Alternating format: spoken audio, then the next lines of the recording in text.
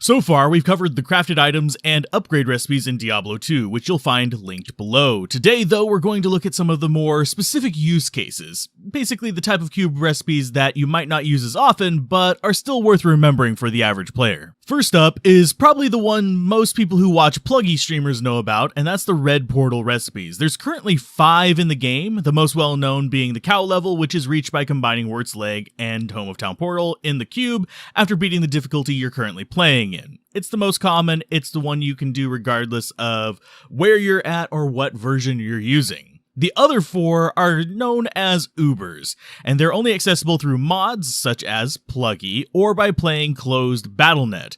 For the first 3, you combine the keys of Hate, Terror, and Destruction in Hel Haragoth. These keys are obtained from the Summoner, the Countess, and Neelathak respectively, and this combo will open a random portal to either Forgotten Sands, Furnace of Pain, or Matron's Den. The usual trick for this is to get 3 of each key, since the game will only open portals to each location once in a game.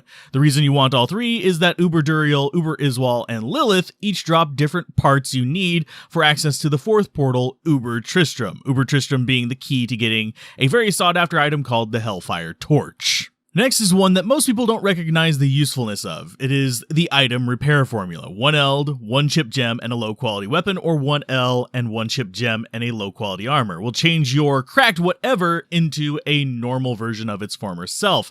It's important to note that this does drop the item level of the item, regardless of what it is, to 1, which means the number of sockets it can have will be capped lower than the max, which can be good or bad depending on what you're going for. So this won't work for making, say, a Spirit Monarch, but it could be a useful tool to help you make a 3-socket armor runeward, for example. Another useful group most people don't know about are the repair and recharge formula. Ort plus weapon to repair, Ral plus armor to repair, but it's Ort plus a chip gem to repair and recharge a weapon, and Ral and a flawed gem to repair and recharge armor.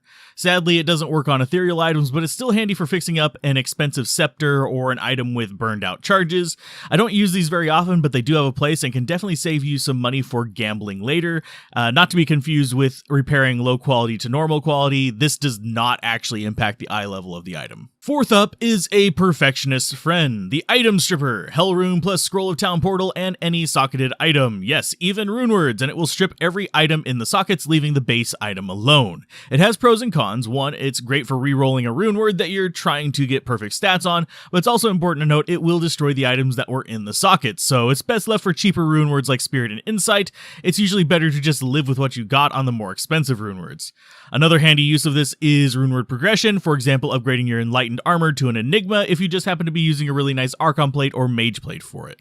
Last up are the rerolls. These are generally just a gamble and they function kind of like the magic reroll from the previous video, but are instead for rares, and there's 2 of them. The 6 Perfect Skull formula will generally lower the item level of the item, so it's only really useful the first few times, while the 1 Perfect Skull, 1 Stone of Jordan formula will raise the item level, but it's a little too expensive to be spamming frequently. These are mostly for fun, for if you found an uncommon rare drop like a Caduceus or something like that, and just wanted to have some fun with it.